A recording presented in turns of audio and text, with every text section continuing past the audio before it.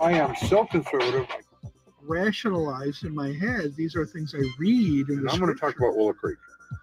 Okay. Willow Creek, a few years back, had remembered at the time when Will Rogers said, I don't belong to any organized religion. I'm a Baptist. Yeah. I am so conservative. If you didn't jump to conclusions, you might not get any exercise.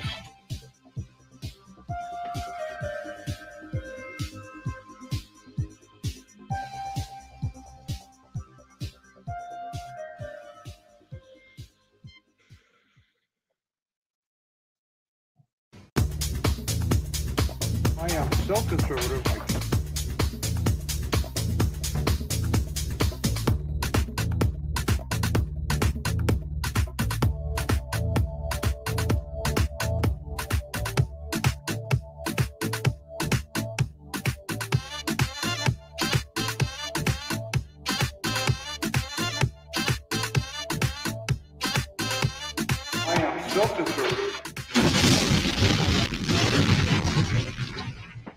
And welcome to the Unknown Webcast. This week, we have one of our regulars joining us, and we have a new guest. So just to make sure all of our bases are covered, I should probably point out, even though this is old news for some, that I really am so conservative I can't turn left even when I'm driving. This is a trigger warning for those who are new to the webcast. They should be aware this is not, I repeat, not a safe space for those who may be easily offended by having their ideas challenged, or perhaps even by our satire. Today is December 10, 2019. This is broadcast number 170. This week, our associate, Marcia Montenegro from Christian Answers for the New Age, and Dr. Ron Huggins are joining us to say of the Enneagram, it has no Christian origins. My name is Don Vino. I'm president of Midwest Christian Outreach, Inc. in Wonder Lake, Illinois, which produces the Unknown Webcast. And our senior researcher is Ron Hensel, who will introduce the sponsors of today's webcast. And here is Ronnie. All right. Well, greetings from sunny Florida, where the palm tree came out, saw his shadow, and now we have 12 more months of summer. Our sponsors for this webcast include the Heresy Conservation Board, ensuring sustainable errors for the 21st century and beyond. The Heresy Conservation Board. And the Bible Buffet. It's not your father's worship experience. The Bible Buffet. And this week we want to issue a special, Don, we want to issue a special legal disclaimer. We had our law firm of Dewey, Cheatham, and Howe draft this up specially for our guest, Marcia Montenegro. Here's the legal disclaimer. Marcia Montenegro, founder of Christian Answers for the New Age, has no connection whatsoever to any of the satirical content of the Unknown Webcast, hereafter known as the Webcast, although we probably will not mention it again. This satirical content includes any and all commercials, end credits, puns, smart remarks, or anything else that might fall under the definition of satire. In the meantime, Midwest Christian Outreach, Inc. bears no liability or responsibility for anyone's opinions about this satirical content. Signed, the law firm of Dewey, Cheatham, and Howe. What do you think of that, Marcia? There you go, Marcia. I think that's great. Thank you so much for addressing that. we needed to address that issue. And to ensure your continued access to this program, please go to midwestoutreach.org, click the yellow donate button, and contribute as you feel led. And don't forget to subscribe to us on YouTube. So there you go. So here we have our guest for the day, who we're going to pick on unmercifully, I hope. Marcia Montenegro, Christian Answers for the New Age. We love Marcia. She is sort of the go-to person for New Age stuff. She's done some great articles in her journal over the years, and tries to not to be mindful and to alert others not to be mindful, but that doesn't mean mindless, right? Not mindless either. Not mindless either, right? And we have Dr. Ron Huggins, and this is an entirely new experience for him from our side. I suppose he's going to be wondering when we're done why he ever agreed to this, but we're really glad he's here. Well, I just want Dr. Huggins to know that every time we have Marcia on the program, she always makes a remark about our satire. So I just had to put that legal disclaimer for everybody's mutual protection. Now, just so everyone has some kind of a clue what it is that we're talking about today, I want to put something on screen just momentarily, just long enough to say this is what we're referring to. It's called the Enneagram.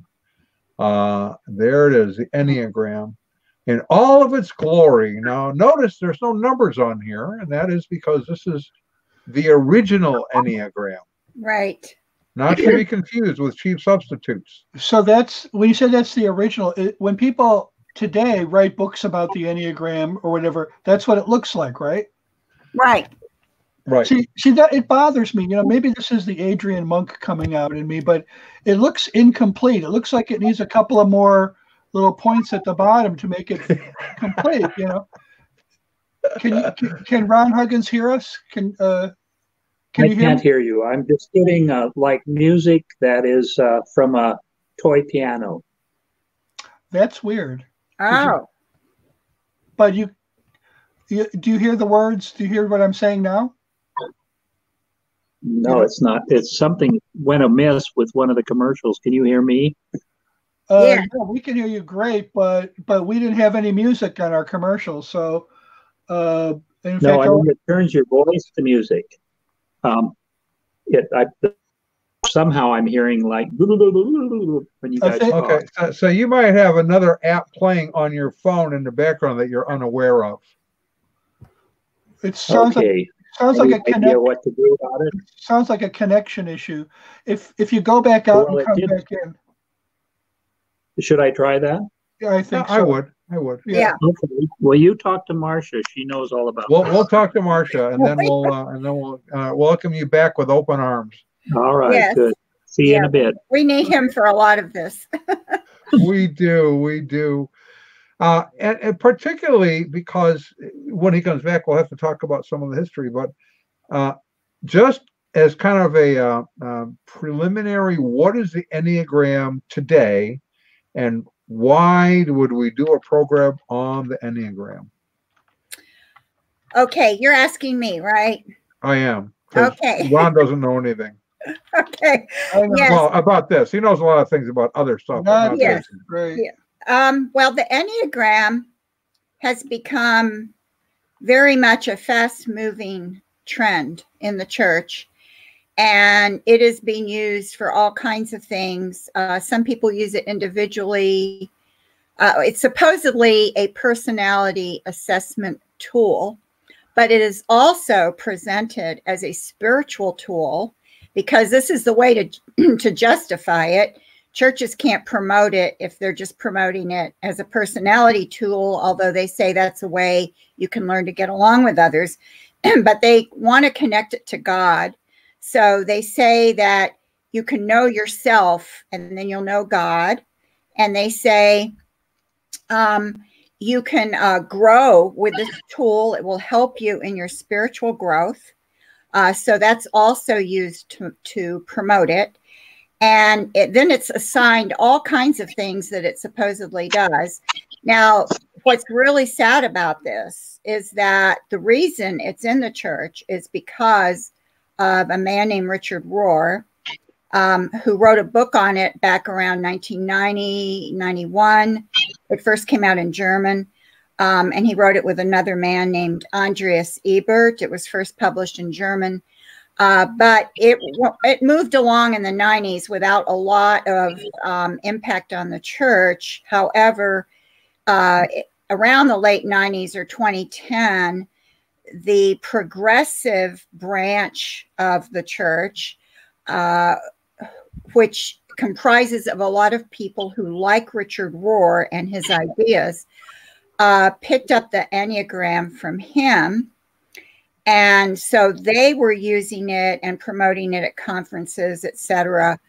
And then it just kind of seeped into the church, partly because students of Richard Rohr, namely Chris Hurwitz and Suzanne Stabile, both of whom were mentored by Richard Rohr, wrote books. Chris Horitz wrote The Sacred Enneagram, and Suzanne Stabile wrote a book with Ian Cron, an Episcopal priest, called The Road Back to You. And those two books carried over a lot of Rohr's ideas on the Enneagram because they learned the Enneagram, at least in part, from Richard Rohr. Chris Horitz acknowledges 3 other teachers, all of whom are New Agers, because the Enneagram was in the New Age for a number of years, starting in the 80s, long before it came to the church. And so what the church has here is a tool that was developed in the New Age and was started in the 20th century, which I know we're going to get to the whole thing of the origins and everything, especially Dr. Huggins really is good on that. And so it's being used now. Pastors are using it for leadership training. They're using it for staff training with their other pastors and their staff. They're promoting it in the church. Some pastors have taught sermons, 1 each week, on each of the 9 types. They have, if you count the number, the corners or the angles around the Enneagram, Enneagram means 9. So there's 9 points on the Enneagram, and each of those is assigned a type.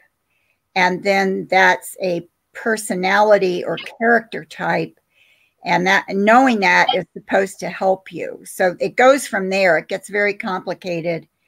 And the fact that it's complicated makes people think that it's valid. But as a former astrologer, I just want to say right now, astrology is even more complicated than the Enneagram. And that's one reason I was so drawn into it and so, I don't know, so convinced of its validity, is because it was so complicated and complex, and yet it's completely invalid.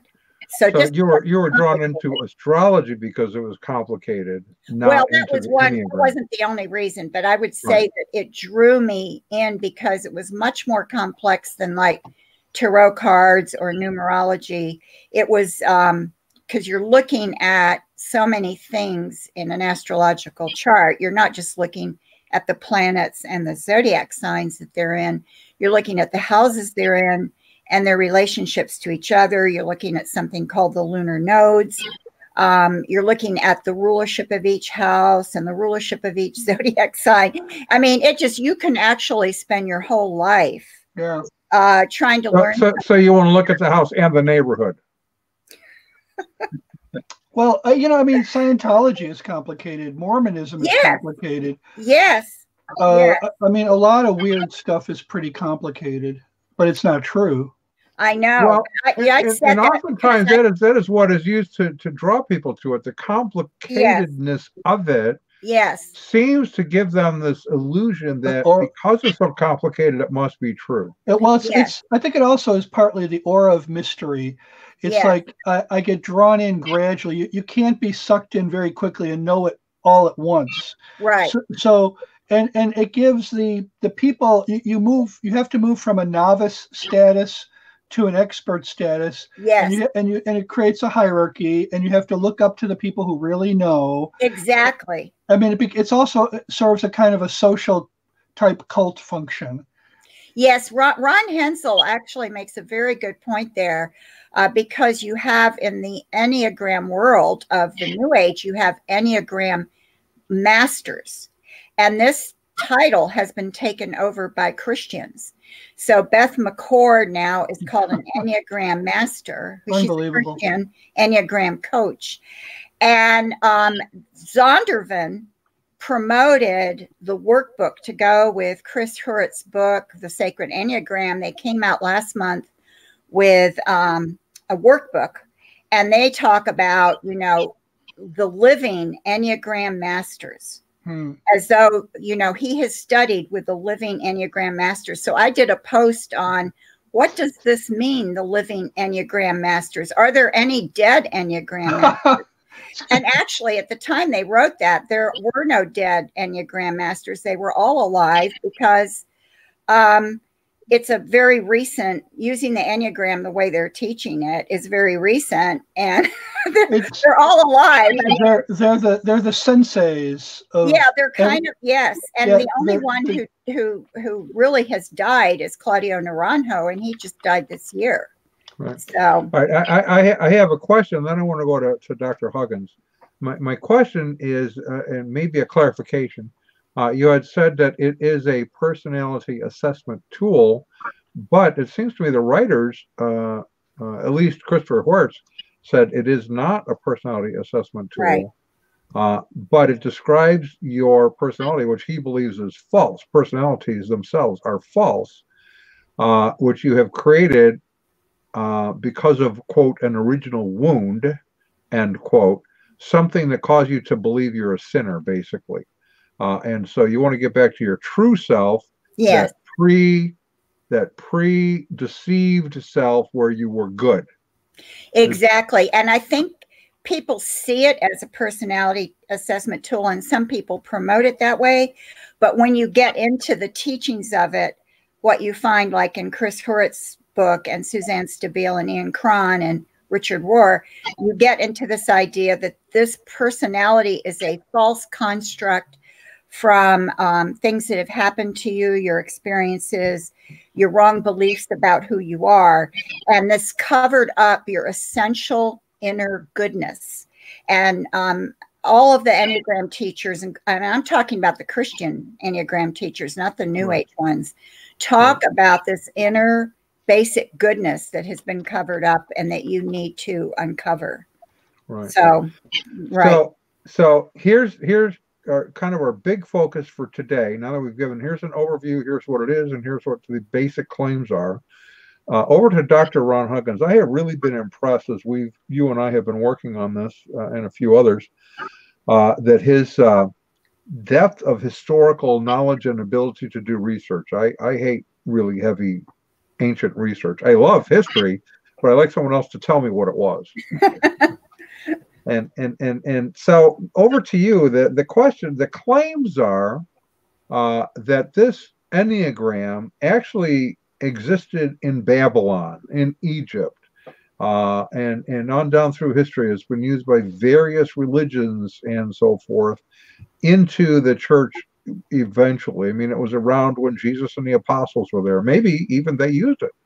Those are the claims. So I have two questions. One, as someone who teaches theology at a university level, why would we go to other religious worldviews to find out what God wants us to know as Christians?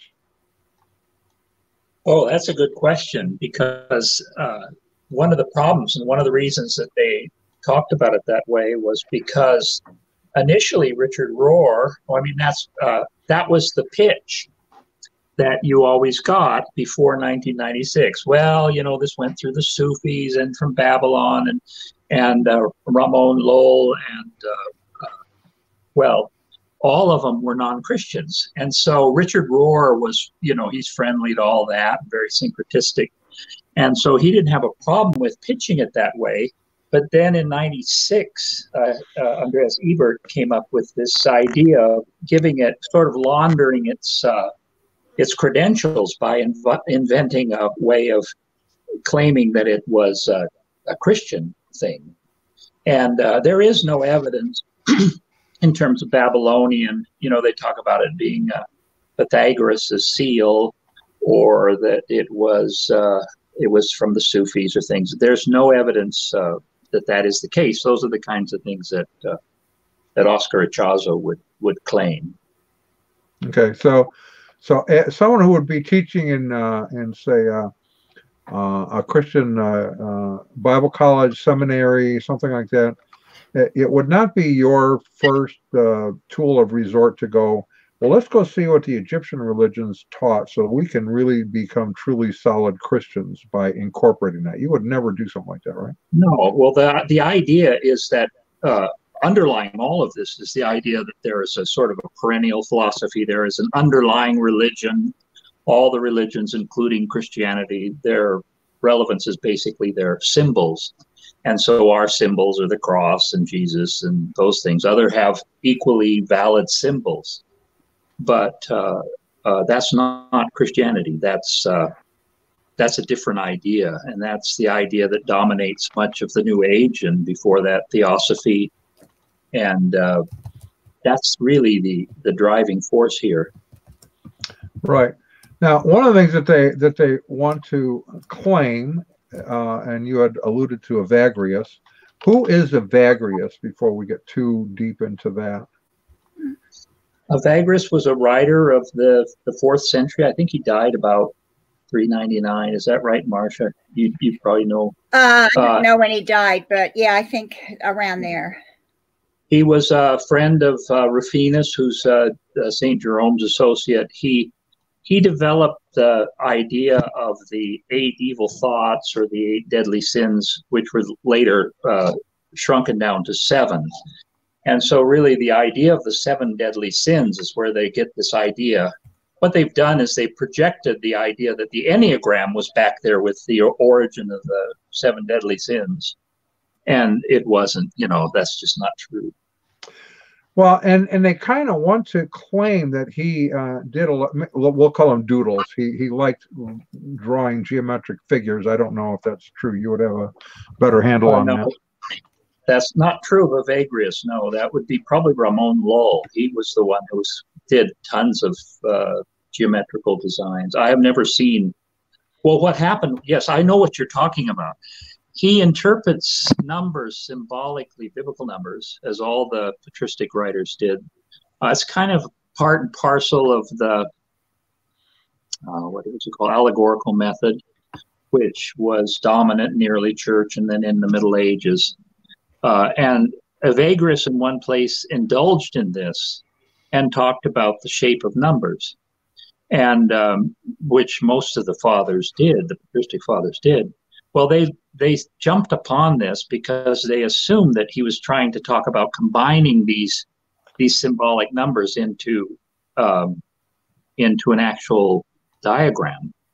But there's no reason to think that's the case. So if he did, and this is something that you had kind of created, if he did, it would have looked something like this, right?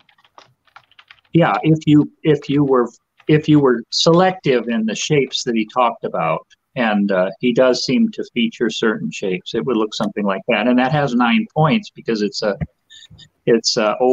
triangle overlying a hexagram. So okay, so hexagon. But we have no record that he actually ever drew anything. It was just sort of an intellectual exercise or an attempt to explain what numbers look like, what they're shaped like, that sort of thing.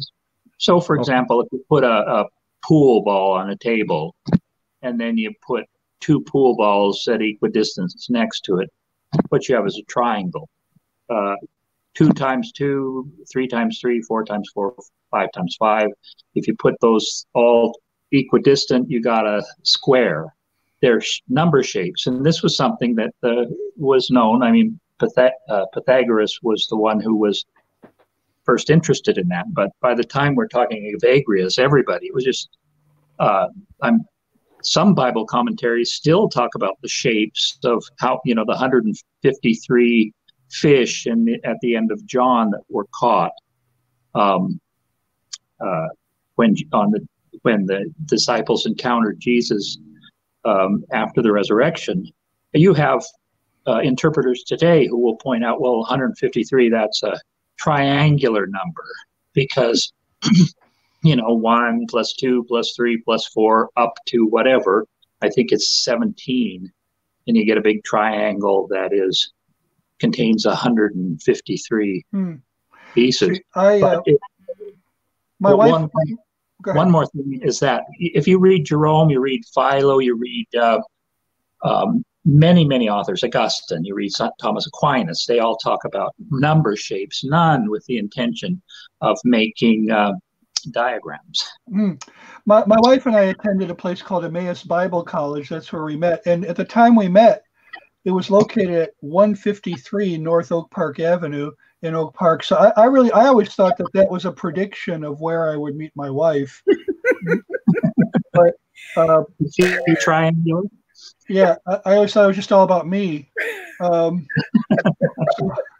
You got, hey, Ron Huggins. You got to kind of roll with it. This is how they are. Yeah. I've already gathered that. This is just how we roll. Yeah, he's met Bill Hunsberger, so he knows. You know, you got to have a sense of humor to yeah, do this if you met well. Bill, we can handle these guys.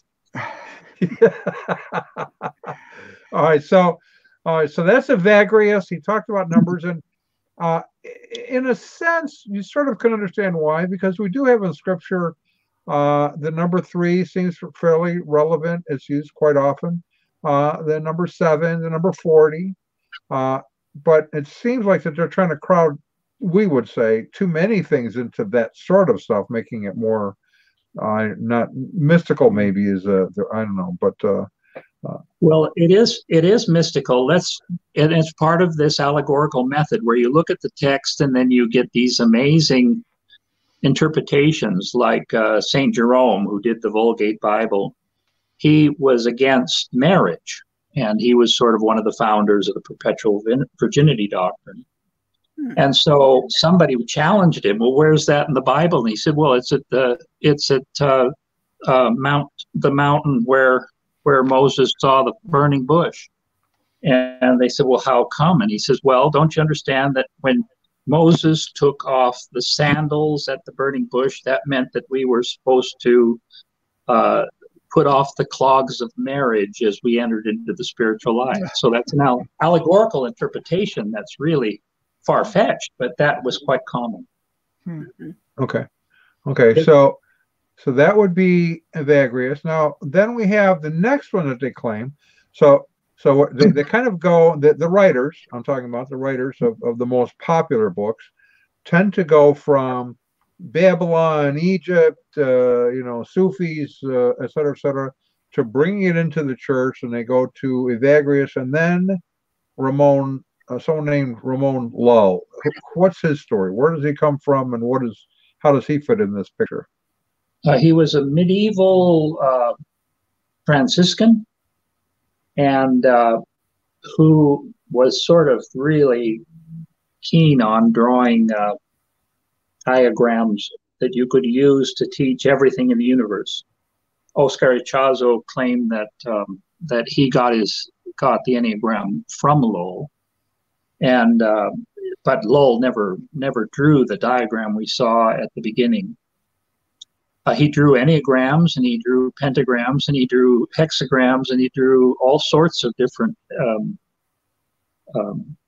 pictures, but never this one. The idea may have occurred to Ichazo by looking at the book, but that's not the same thing as Lowell actually having it. Do you see what I mean? That's influence. That's not history. Right. So I can look at an old Rolling Stone album and get some symbolic meaning out of it, make up my own. That's more the kind of thing it is. Yeah, well, we all know the cover of Abbey Road was trying to tell us that Paul McCartney was dead. Right. Shoes, see? He was the only one without shoes. If you had read Jerome, you'd know it just that he was divorced. Right, or that he never married. It was just that. Right. Well, and if you play the album backwards, as we used to have a radio DJ here in the Chicago area, Larry Lujak, who would say, if you play it backwards, it will mess up your needle. But, all right. Well, okay. Well, you know what happens when you play country music backwards? Yeah, you lose. What do you know? You get back your pick up your dog and your you get your dog back. You get your truck back. You get your wife back. Come on, guys, let's have some new jokes here. Yeah, well, and let's remember, some people watching are under the age of 40. Yeah, well, speaking of new jokes and old heresies. Oh yeah, one of the things that we have noticed is heresies tend to come around from time to time. Well, the thing is, I'm really encouraged by this Enneagram thing, because we were afraid we were going to run out of heresies because productivity has gotten kind of low. And in fact, we have a sponsor who is trying to help us not encounter that problem, they have a message for us. That is, the situation is dire. According to the latest research, at the present rate of consumption, our supply of heresies will be completely depleted by 2050. The consequences will be disastrous. If this happens, most cults will close their doors by the end of the century, and most heretical websites will completely disappear from the internet. Not to mention the fact that 75% of what passes as Christian programming will disappear from the airwaves and cable TV. The solution is simple: heresy recycling. Whether you're online, visiting a church, or out at the mall, you can do your part. You always look for the label, the HCB label, the Heresy Conservation Board, ensuring sustainable errors for the 21st century and beyond. So, just look for that label. That way we'll never run out of heresies. Don't you agree? But, the Enneagram is kind of a new thing. I'm kind of surprised. We used to go around saying there's nothing new under the sun. And I guess, if in a way, it's not new. I mean, you mentioned, Dr. Huggins, that it's kind of recycling an old error about overusing this number thing, patterns, finding patterns that don't exist. And it's doing that, but it's doing it in a new way. The Enneagram isn't it? Yes, but it's adding a lot of other stuff there too. All these ideas about the true self, which come from the New Age and are really not Gnostic. Which goes to my first article I wrote in 2011, the Enneagram GPS, Gnostic Path to the Self. I love it. I mean, I laid it all out there, 8 years ago. But it's also trying to be it's claiming to be an old thing. Yeah, exactly. Oh, absolutely. All of the Christian speakers and pastors I've heard, when they give their introductory remarks, they say this is really an ancient tool, and then they'll say something like it goes back to the Desert Fathers. They may mention Evagrius Ponticus. It goes back to, it has Christian origins, and then interestingly enough, a lot of them will say, but we need to caution you, because if you go online and start doing searches online on the Enneagram, you're going to come across some ideas that are strange and not Christian. So you really need to, stick with the Christian teachings. And I'm just sitting there wanting to, tear my hair out, because, of course you're going to come across unchristian teachings, because guess what? The Enneagram is not Christian.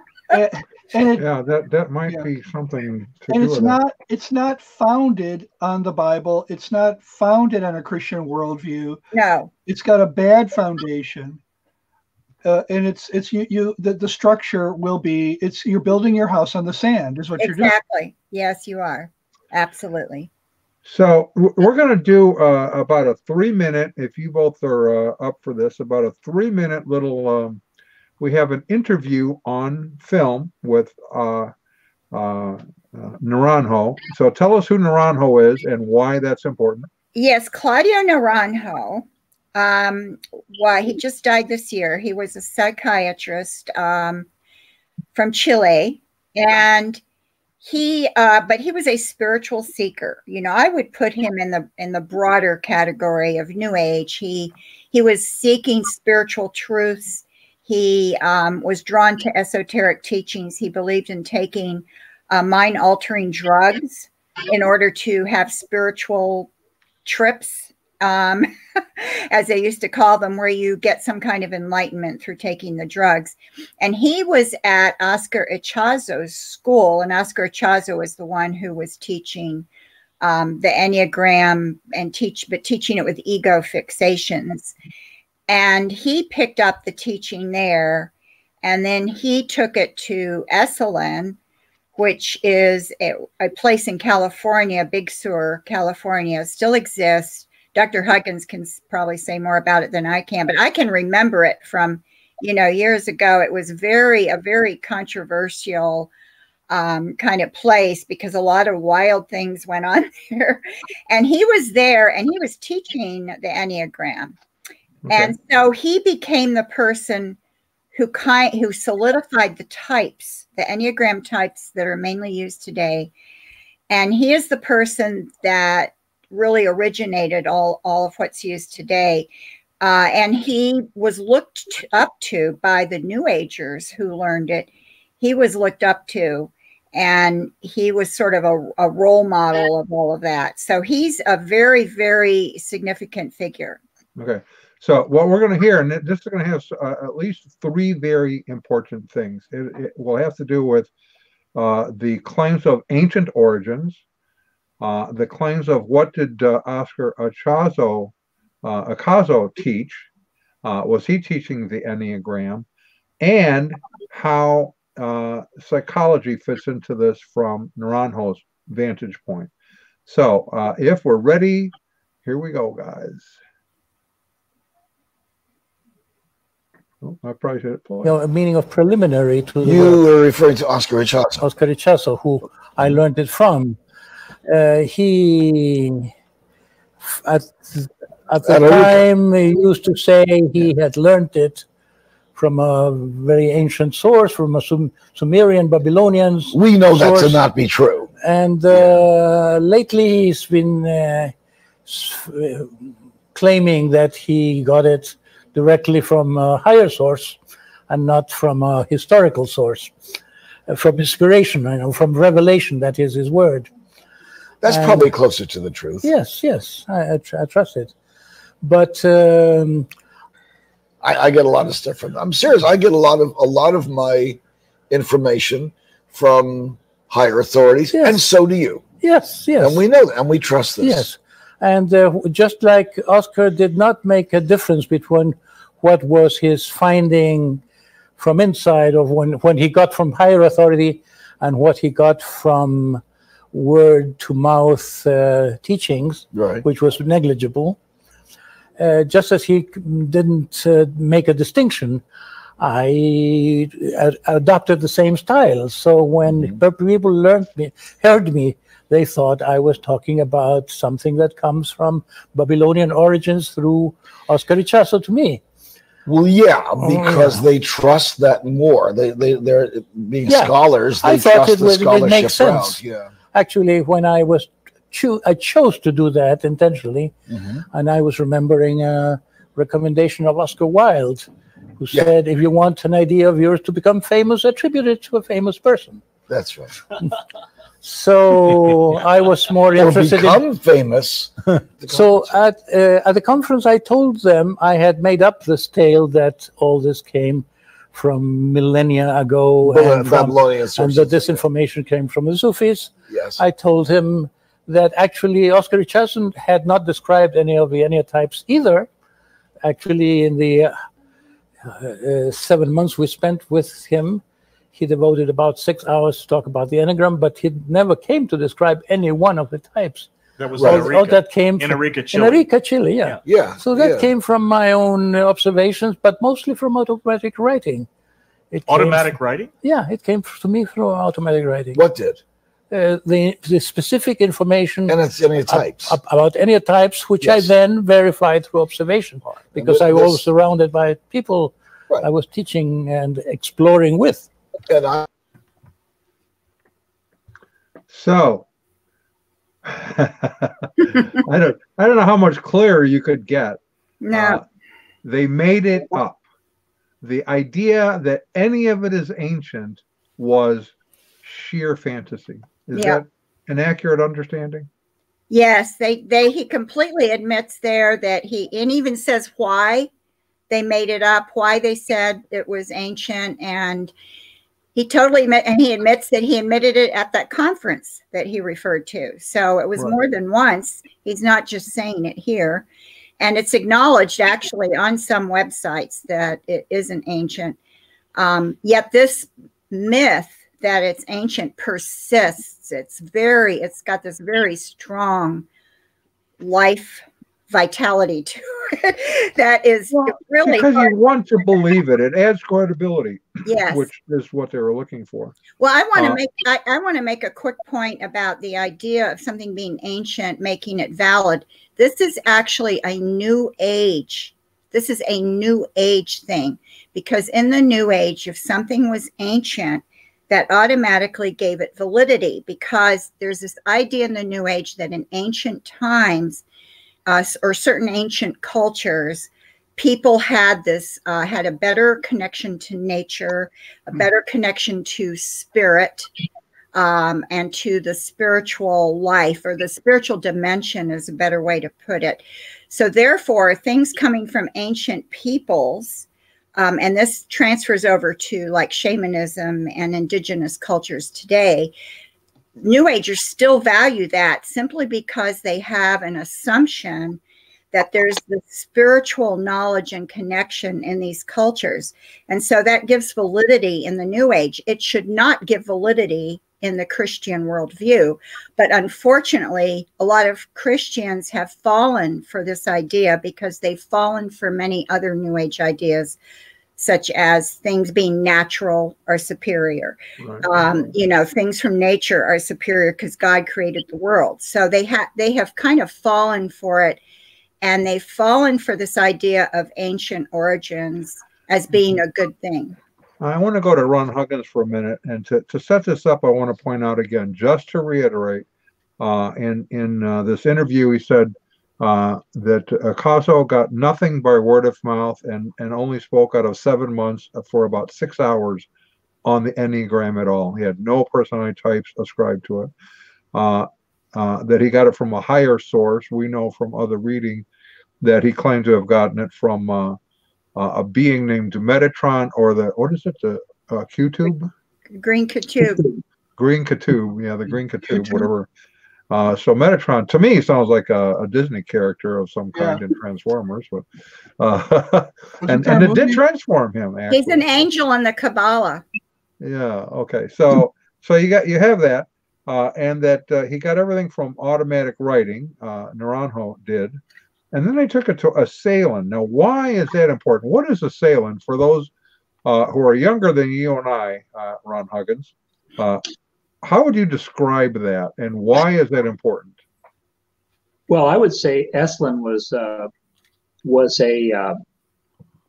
well, the womb of the New Age. It was a place where everyone who was anyone in the sort of early days found themselves there. Ken Kesey and the Magic Bus, the LS, what is that called?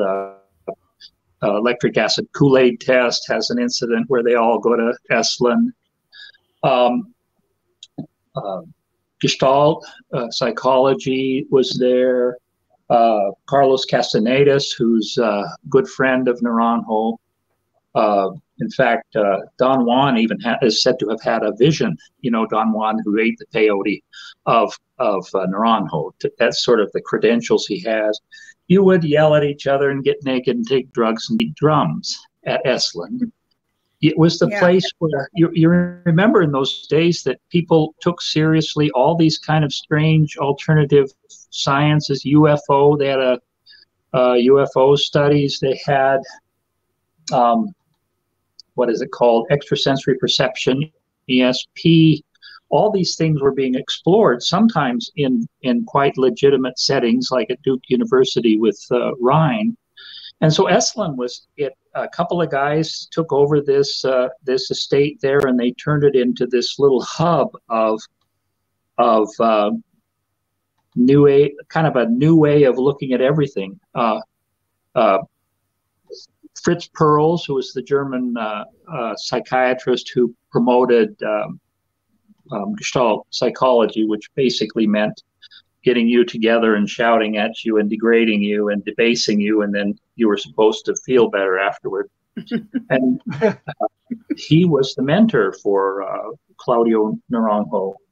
Now, and was Timothy Leary involved in this at all at that point? Oh, I imagine he's got to have come through there. I mean, anyone you want to name, Ram Dass or Timothy Leary, they certainly went to Esalen at some point or another. Timothy Leary was such a arrogant SOB that I don't know whether he was welcome there very long. But yeah, that's Esalen. Now it's funny because you'll run into Christian psychologists today. I ran into one woman. She was studying one of these ideas, And I said, well, that's not really Christian. And her answer was, well, she had this idea that at Esalen, everybody was dressed in, white coats, lab coats, and in, shiny ceramic labs with, it was just a completely fantastic idea of what it really was like. And any book on the history of the New Age will have a chapter on Esalen. Yeah. And so it's a very formative place, and Naranjo was in there and it fit right in, in terms of drugs and shamanism and psychology and the whole mix. Okay, so we have Esalen, which is the hub, the birth center, if you will, of what we now view the New Age movement. And you had Bob Oakes. Now, who's Bob Oakes, and why is he important in all of this? Who are you asking? Either one, whoever has knowledge. I'll let Ron talk. I think he actually knows maybe a little bit more than I do. Good. Bob Oakes was a Jesuit. He was and he was studying, went to study with Naranjo. And now I'm not sure whether he did it at Esalen or after Naranjo went and started the Seekers of After Truth up at Berkeley. But he learned the pattern of, and the Enneatype pattern from Naranjo, took him back to Chicago and taught him to Jesuits. And so he became the first guy to bring this knowledge to any kind of Christian setting.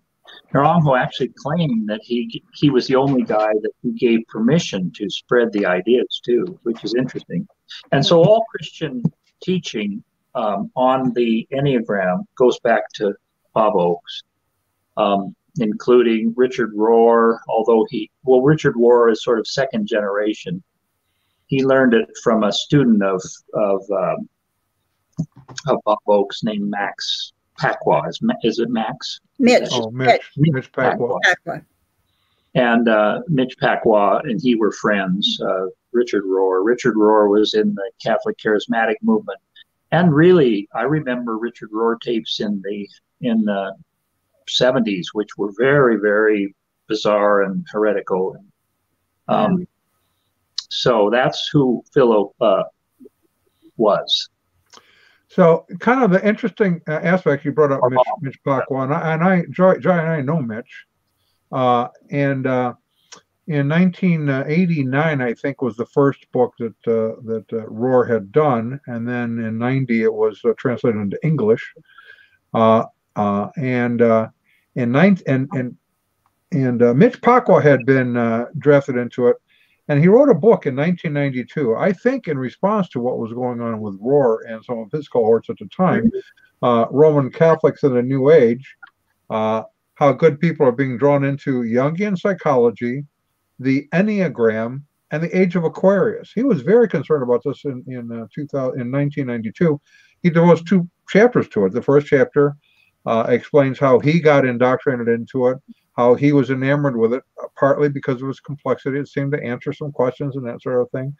But over time, he started becoming concerned because as they would keep doing testing and retesting and checking out, and he discovered he never really stayed the same type, whatever that type was supposed to be, and he eventually just went away from it. And then he started becoming concerned because it was really kind of resurging in certain Roman Catholic circles, and I think largely due to Rohr. And then that was 1992. In 2006, Christian Research Institute and Mitch did an article titled Tell Me Who I Am, O Enneagram, which is an expanded version of his chapter, really, out of this book, to warn evangelicals. So here's my big question for both of you, and think about this.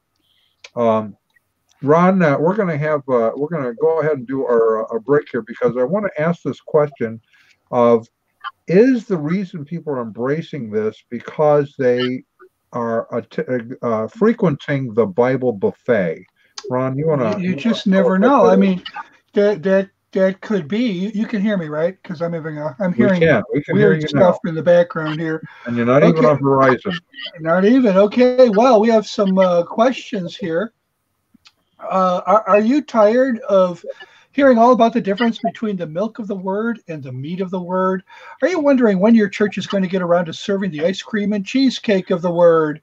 Does your pastor take the whole Bible thing way too seriously? Well, if so, you need to check out the Bible Buffet. It's not your father's worship experience. Everything at the Bible Buffet is prepared with your comfort and enjoyment in view. Everything there is gluten-free, trans-fat-free, and truth claim-free. All of their dishes are piping hot and ready to eat. This week's regular Sunday specials include Aryan appetizers, Sibelian succotash, Galatian goulash, Gnostic nut salad, and Pelagian pie. And don't forget, the Bible Buffet is a fully accredited ministry of the Church of Smorgasbordianism. The Bible Buffet, it's not your father's worship experience. And there you go, the Bible Buffet. I do like that one. I think that one's good. Okay, well, all right. So we can tell our law firm that you're okay with that one. You're good with that one. we have the Marcia Montenegro seal of approval on that one. How much, in your opinions, does this factor into how we're seeing the growth? Because this didn't really get into the evangelical church in 2016. How much does this impact why it's being so widely embraced? I think there are a lot of factors. I just speaking from my own views, I think there's a lot of factors. There's a lot of there have been a lot of things coming before this that were trendy and that churches kind of latch onto in the I think the idea is they can reach people with this. They can keep people engaged. It's something they can introduce for small groups, etc. And I think that is one reason that it's caught on, is just because it seems like a lot of bandwagons have gone through and drawn people. I think there's also more of there's less, I don't know what's happening in all churches, but based on what I hear in my ministry, on Facebook especially, because I get a lot of private messages from people who are dealing with issues in their churches. And these are churches all over the country, sometimes in other countries, and all across all denominations. And they are dealing with issues that they do not think are biblical. And the first really big one was the contemplative spirituality that came through and is still there. And a lot of people were actually leaving their church because the pastor started promoting this, new kinds of ways of prayer and supposed meditation. And so I think this already paved a path for something like the Enneagram, because like contemplative spirituality, it's actually very self-focused, and the Enneagram is even more self-focused. And the other thing I wanted to say about why it may be catching on is because there is a connection between the Enneagram and contemplative spirituality. And a lot of the Enneagram writers and teachers are what we call spiritual, or what they call spiritual directors, which is a title from medieval Catholic monasticism. And it's never been part of the non-Catholic church, but it came into the church through contemplative spirituality. And so this kind of thing is connected to the Enneagram because Richard Rohr is a promoter of contemplative mysticism, because he says in order to have the new paradigm of who Jesus is and what's going on and what creation is, you need to have this new mindset. And the way that you can understand these new paradigms is through contemplative practices. And because he pushes that, and he's gotten a lot of followers just from that, those followers then latched on to the Enneagram. And so a lot of these people who are promoting it promote Rohr, they promote contemplative practices, and they promote the Enneagram. It all kind of circles back to Rohr in a lot of cases, and those two things are very much combined. So that's what I've observed. I want to go to Ron Huggins for a moment and put him on the hot seat as carefully as I can, because he lives in the world of academia, and he likes to hang around with us street fighters sometimes to see what we're up to. But one of the troubling things that this is a trend that I have observed, and maybe he can speak a little more to this. In around 2000, we had received a phone call about someone named Gwen Shamblin and her Way Down workshop, which was at that point in 30,000 churches across 60 denominations, with well over 1 million Christians having gone through her courses. They had sent her in excess of $100 million. But she denied the doctrine of the Trinity and the deity of Christ. And so as I spoke with her on the phone and realized that she really intended to deny that, and issued a press release, several things happened. One is Christianity Today had called her to check out what we had said, and she concurred with it. And she said, "This is amazing. I'm so thankful that she did this." She said that women don't care about doctrine; they just want to lose weight. And I had women around the nation furious to be lumped in that kind of a category. The second thing is Thomas Nelson Publishers, and this is why I'm going to go to Dr. Huggins in a minute, had printed her first book, Rise Above, and was about to release her second book, Out of Egypt. They had 300,000 copies sitting in the warehouse ready to ship when they called me and said, "What's going on?" So I explained it to them, and they said they were having a meeting with her in a few days. How did I think it would go? And I asked, "Have you ever met with a Jehovah's Witness elder?" And they said, "No." I said, "Strap yourself in. This is going to be one of the most difficult meetings you've ever had."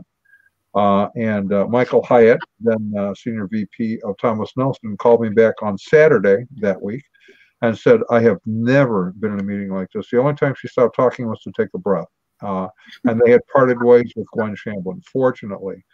Then, as you point out, the contemplative prayer starts seeping through the church with the blessings of church leadership. But it's coming largely, it seems to me, isn't this coming largely from Christian publishers who are promoting this stuff, and it's going out because, obviously they theologically vet their material, so it must be trustworthy? Isn't that the thinking of pastors and church leaders? And you're asking me? Or I am. Okay. Well, obviously people trust what they read in books from Christian publishers, and they expect that it's so. I think that there's an interaction between the readers and what the publishers produce. We're in a very difficult time for the church in terms of just the cultural hostility towards the church. And a lot of people, and I felt this thing myself, this yearning for something other than the latest fad of church growth or leadership. And so many Christians have a sense of wanting some connectedness with the ancient church. And so here comes a guy and says, "Oh, well, here's Lectio Divina, and here's contemplative prayer," and they give you this impression that what the package they're selling you is that, but really it's a kind of a fake. It's one of those things like we're dealing with the Enneagram, where there's a claim that it's historicity that isn't there. Basically what happened really was that they reshaped, they used old names to give credibility to practices that never were really like that. I remember hearing about Lectio Divina, and I thought, well, I have Guido II's Ladder of Jacob, where he talks about that. That's a medieval Cistercian monk. So it must be okay, but it wasn't okay because that's not what they're teaching when they're saying. Whoops. Okay, here, let's try that again. That was just my phone, not me. So you're sort of wooed into it, and then they're quoting Meister Eckhart as if he's a credible medieval source or a historic source, and they don't explain that, well, really there was a time in the Middle Ages where Platonism had so dominated everything that really what was being taught was hardly was hardly Orthodox Christian Catholicism, much less Christianity. And so I think all these things kind of conspire. Plus, there's children of feisty evangelicals who don't like the conflict. I mean, I don't like conflict, but it's part of being a Christian. The we go looking for some escape, and they grab onto one of these books from a publisher's and say, "Oh, you don't have to have conflict because that's just really that's your parents' fundamentalism there. That's not essential Christianity. Essential Christianity is this package that I'm giving you now, the Enneagram or contemplative spirituality or whatever." But in fact, it's, I think Marcia would attest to this, for people who were raised as non-Christians in the 60s, 70s, 80s, probably 60s and 70s more. I'm sure Marcia was raised after that, but I was raised back then. I mean, who came out of this syncretistic culture where all religions were acceptable and wonderful, and you just sort of dabbled in this. You read your Bhagavad Gita and you read your Bible, and it was all very cool. And then sometime at some point, you're faced with the claims of Jesus, the exclusive claims of Jesus. For me, it was the second commandment: "Thou shalt not bow down to images." And I was much taken by A.C. Bhaktivedanta Swami Prabhupada, who was the head of the Hare Krishnas, the founder of the Hare Krishnas. And he was always arguing that you're supposed to bow down to these images. And so the little commandment there forced me to face the fact, no, the God of Israel, it's either him and none other, or you can be with the God of Israel, or you can be with all the rest, but you can't have them both. Right. And that's something that the church, eventually, people are going to end up having to face in what's called the progressive movement. I mean, if you listen to Richard Rohr very long, this won't work. His notions of the spiritual around the world in Hinduism and so on. Right. Probably a longer and I don't know if I answered the question. Yeah, you did. I think that was very helpful because Marcia and I and others that work in this kind of a ministry know a lot of pastors that are really solid and they want to do the right thing, and they largely are not involved with this. Although we get questions from them saying, "Okay, someone in my church is dabbling in this, and I don't know what to think about it." Because as a pastor, they have limited time and limited resources. They just can't do everything. And so they do trust Christian publishers, for example, or celebrity pastors who promote this kind of stuff, sort of unquestioningly. And then you get the next thing, which Watermelon Beast had commented on, and I'm going to raise this up, and this will probably be our last little comment because we're running over time as we always do. But Watermelon Beast says this, that I think it's based on people's testimonies of having transformative experiences. How powerful is that, Marcia, in marketing something like this? Yes, that is really, I think he or she put their finger on it, because this idea of having an experience has become very popular and seems to dominate the rationale for doing things. So people will say they do the contemplative practices and they feel closer to God, or maybe they had some kind of experience and that causes them to think it was valid, and then they will just continue down that path. And it's the same thing with the Enneagram. People say, well, it helped me. It helped me. It helped my marriage. It helped me understand my spouse. And what they're doing is they're actually reading things into it, and they already know what they know. The Enneagram can't tell them anything new, but they think that it's giving them a certain direction or certain information. And they take that, probably combined with other things, And so it's all experience based. And so what I say is to the people who say, and this is one of the most common defenses of the Enneagram, is it helped me. Okay, my answer is talk to the millions of followers of astrology, and they will all say the same thing. They will say, astrology helped me. All of my clients, I was a professional astrologer. I really practiced for 10 years, although I wasn't certified until the second year in. And all of my clients, I can't even think of one who told me that it didn't help them. I even did a couple of charts for people who were skeptics.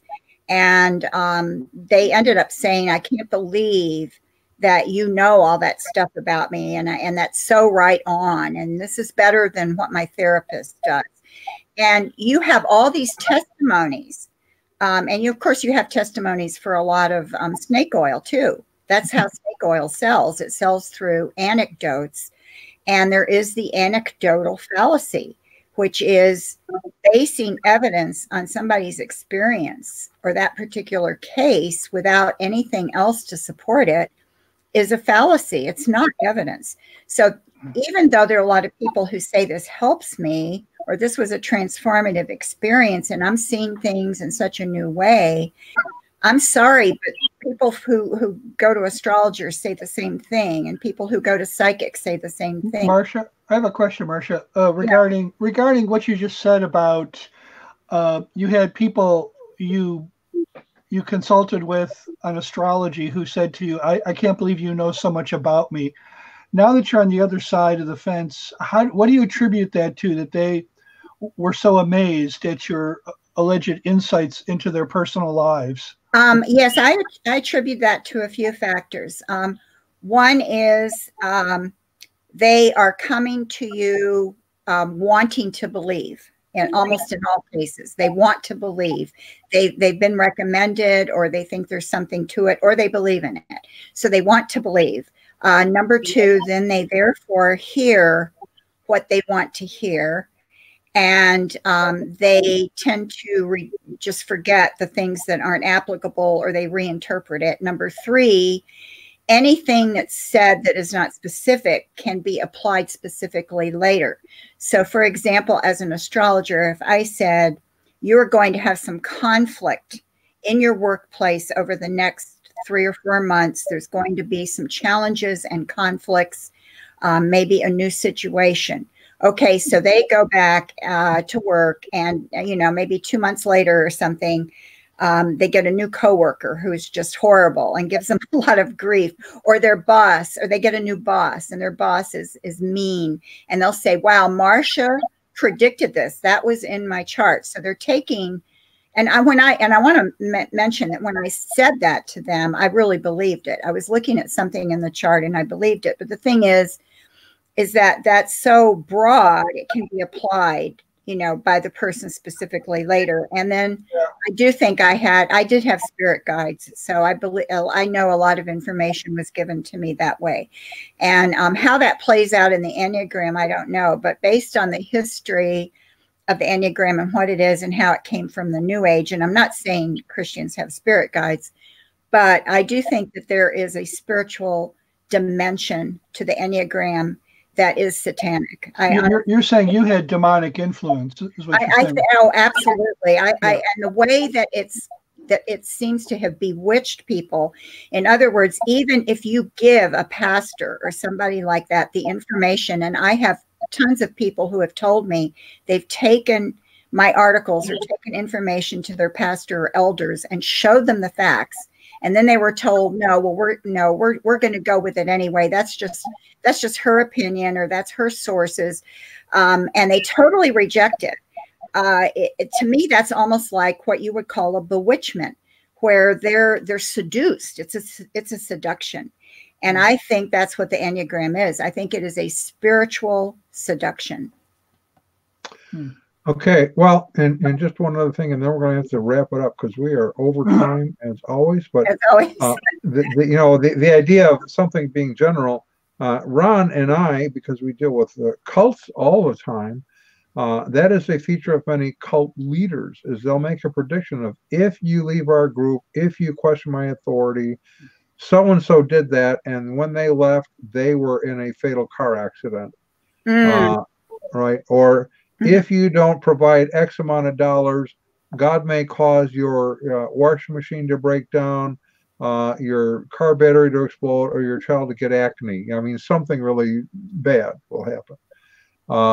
And so later on, then something, you leave the group and something happens and you go, they said this would happen. So you kind of plug it in wherever you want to, because it's vague enough that it's almost meaningless. Yeah. So, Ron Huggins, what would be your caution to pastors and church leaders about the Enneagram? Well, one thing I would caution pastors not to, you'll listen to their excuses as to their descriptions as to why some Christians are opposed to the Enneagram. And they'll say, well, because they're afraid of something, not anything that's not in the Bible, or there's, kind of, they see a demon under every bush, or I would advise them to look at not to trivialize, this is just a fun personality test, which is sort of what the Southern Baptist approach is. There's nothing here, so go ahead and do it because it's just a fun test. And then the other thing I would caution against is that when you have something that is false, I mean, historically false, it's a lie. Evagrius didn't create this. This came from the 1960s. 1969 is sort of probably the first time the 7 deadly sins was attached to the Enneagram. You have to ask yourself, is a lie appropriate? And you have to be willing to look things up and do research. When somebody like Marcia comes to you, or me, or you, and you don't really like them or what they say, you still, as a pastor, you have responsibility for your flock to determine whether that's true. It's just the old Berean thing. And the level of irresponsibility among pastors and church leaders in relation to the Enneagram is breathtaking. And the dismissiveness, and that whole, I guess this pattern too, you see it in politics, you see it in the church, that immediately when you're confronted with something you don't want to hear, you have kind of a factor. You ever have that? Oh, that's stupid. And immediately you put it aside. So pastors should learn to be suspicious of their factor. I don't know if that makes sense. That's a technological term of it too, isn't it? That's the original Greek, right? All right. Well, thank you both for being with us. And we are out of time, 13 minutes over, but people are kind of used to us doing that. I think this is really important, and I'm glad you both were with us. And now we're going to ask Ron to walk us out of here. Mr. Ron. All righty. Well, let's do that. I have to press the button twice, I guess. Our resident cult leader profiler is Neil before me. Our wardrobe manager is See How It Fits You. Our culinary services come from Chef Ham and Cheese. Our tinfoil hat provisioner is Just In Case. Our Jehovah's Witnesses coverage comes from Armageddon and D Opposer. Our Mormon archives manager is Polly Gummas. Our liberal denominations bureau chief is Lucy Goosey. Our transgender issues coverage comes from Ben Hur. Our special correspondent for cults based on the Hindenburg disaster and flying turkeys is Ode to Humanity. Our fact-checking supervisor is You're Like Pulling. Technical assistance comes through Murky Research. Legal advisors are at the law firm of Dewey, Cheatham, and Howe. Our grievance resolution director is Giovanna Pisami. Our director of privacy assurance is Wiretapping, and our original idea sourcing comes from Drew A. Blank. The Unknown Webcast is a production of Midwest Christian Outreach, Inc. in cooperation with Emergency Manicure Productions, both of whom are solely responsible for this content, but you will never be able to prove that in a court of law. Not even once. Never happened. No, it will just no, not once. No. Okay. Ron Huggins, Dr. Ron Huggins, Marcia Montenegro. If people want to reach you, they can go to your website, Christian Answers for the New Age. And under articles, if you go down to E, there's 4 articles there. They can also go to your Facebook page. That's also Christian Answers for the New Age, right? Right. And every day you're rolling out something new and exciting and exposing heresy of one kind or another in the New Age area. Ron Hensel, stay warm. It's 17 degrees here today. So sorry to hear that. Winter is almost officially here. So. I'm in my shorts. So okay, and I'm just short-sighted, so I don't know how it works. All right, y'all. Thank you so much, and have a blessed time. Thank you. I'm so glad, Ryan.